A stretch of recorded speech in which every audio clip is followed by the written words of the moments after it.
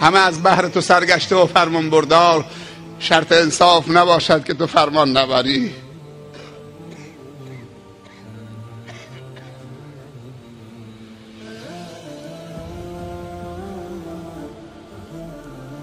امروز چقدر مردن راحت شده. باور بکن از هر طرف احساس خطر داریم میکنیم. فاصله ما تا زلزله بم، سونامی، زلزله های دیگه،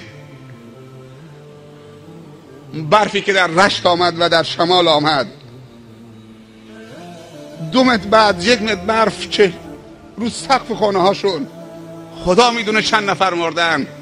اخبار که واقعیت نمیگه، اخبارها که واقعیت نمیگن. سیل گلستان، اون جنگل گلستان فکر میکنی تو بهشت قرار گرفتید. چقدر اونجا مشغول ایشونوش بودن.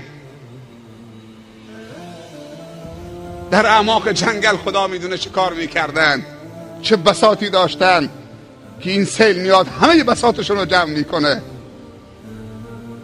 آب از نیست تبدیل به سیل میشه. اصلا تعجب میکنی که این آب کجا بود؟ روی زمین که نبود، از داخل زمین در آمده و از آسمان ریخته. سیل قلات هم از ما دور نبود. به ما خبر دادن چون پدر من تو قلات بود، اونجا ملک داشت، زندگی داشت. خبر دادن که رودخانه کل سیل آمده، از روی پل داره آب میره، پلو بلند کرده. ما رفتیم تماشا بکنیم. رفتیم اونجا، یک مأموری بود منو قبلا میشناخت، گفت پردل برو که بابات آب برد، داخل شهر برو، آمدی رودخانه رو ببینی. گفتم داره شوخی میکنی. بالاخره به زور ما رو منصرف کرد که بریم به روستا. حالا که رفتیم که یک رودخانه ایجاد شده بین اون قسمتی که پایینن و شهر قلات. هیچ کارش نمیشه کرد. ساعت 9 شب کم کم هوا وحشتناک میشد، آسمان تاریک میشد و غرش های عجیب و آب تو کوچه های قلات کم کم چه از ساق پا به زانو و به ران و به کمر میرسید. ما سریع برگشتیم، هیچ جا حاضر نبودن هلیکوپتر بفرستن. رفتیم به سورو، قایق برداشتیم و تعدادی جوانا موتور قایق آوردیم قلات که حالا آب آمده به سینه رسیده.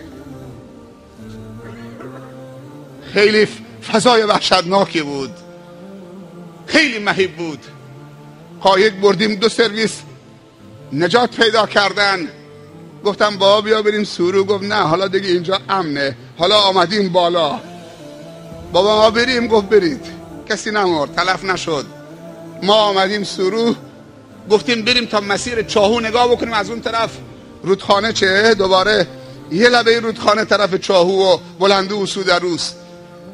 تا نزدیکای چاهو رسیدیم، دیدیم که صدای پرندگان تو جنگل خیلی وحشتناک شده. اصلا پرنده ها دیوانه شده بودن تو جنگل. گفتیم همینجا توقف، این صدا خیلی صدای مهیبیه. هم پرندگان دیوانه شده بودن و هم صدای هیبت آب توی این دشت. نمیدونستیم، تاریک بود دیگه، چه خبره.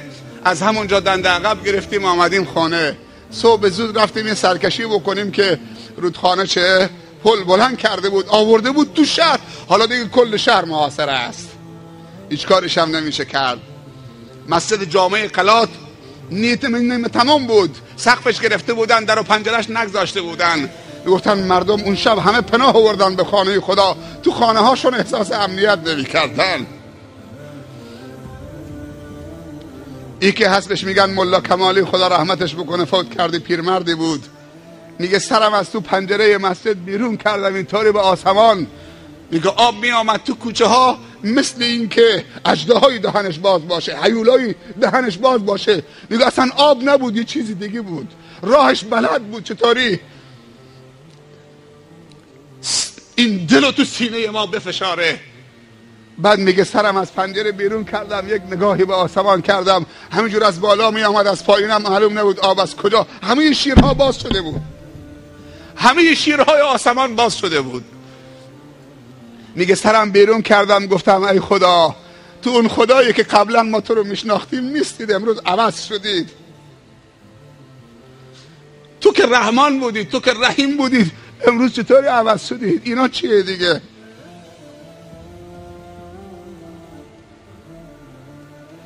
خدا که عوض نمیشه. صفات خداونده. تو مرتبط به هر صفت شدی همون هست. اگر تو رحم کردی خدا رحیمه، اگر تو طاعت کردی خدا کریمه، اگر تو اعتراف به گناه کردی خدا توابه. نمیگه گناه نکن، میگه توبه بکن. گناه آدم میکنه. نمیگه اشتباه نکن، میگه معذرت خواهی بکن، تصحیح بکن.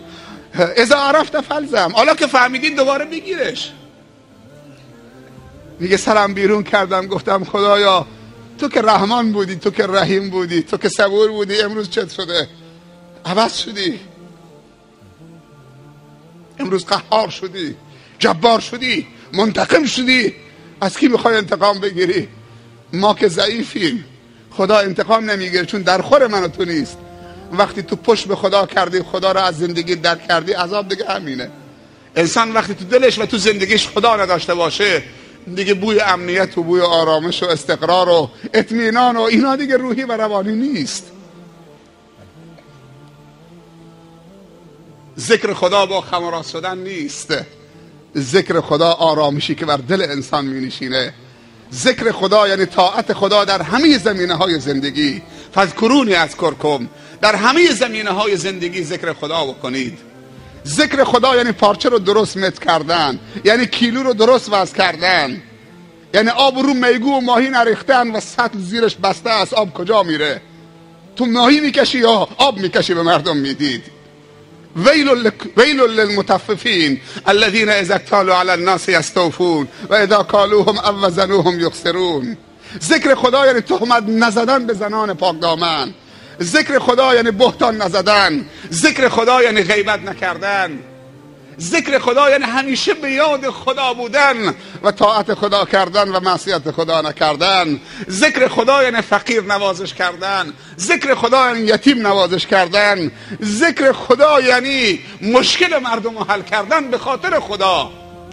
ذکر خدا به مردم احترام قائل شدن، به مردم سلام کردن، جواب سلام مردم جوابشون درست دادن، دستشون گرفتن، احوال پرسشون کردن. اگر هنر و فنی بلدی کمک مردم بکنید. شما میتونید یه دستگاه فشار خون بخرید 50,000 تومان 60,000 تومان از دبی بیارن، برید تمرین بکنید. آمپول زدن، سرم وصل کردن، اینا ثوابه. باور بکنید ثوابه. در کنار کلاس مکتب خانه و قرآن کمک های اولیه به مردم یاد بدید. دختر روستایی بتونه سرم وصل بکنه، زنهای روستا محفوظ میشوند. دیگه نیاز به فلان درمانگاهی که یک دکتر و یک نمیدونم پرستار مرد هست اونجا چه نیازشون پیدا نشه. یه دستگاه فشار خون فشار مردم بگیرید، اطمینان پیدا بکنه. کارهایی که از انسان برمیاد، پانسمان. بعضی موقع یه نفر زخمی میشه، در به در تو خونه ها دنبال بتادین و بان میگردن، نیست. دنبال زخم، چسب زخم میگردن. بخر بذار تو خونه. یه وقتی کسی نیاز پیدا میکنه، شبی نصف شبی همین بتادین کارسازه. راه های خدمت کردن خیلی زیاده. این دستمال کلیکس آوردن، اگه دیده کسی عرق کرده بفرمایید، این ثوابه دیگه، همین ثوابه.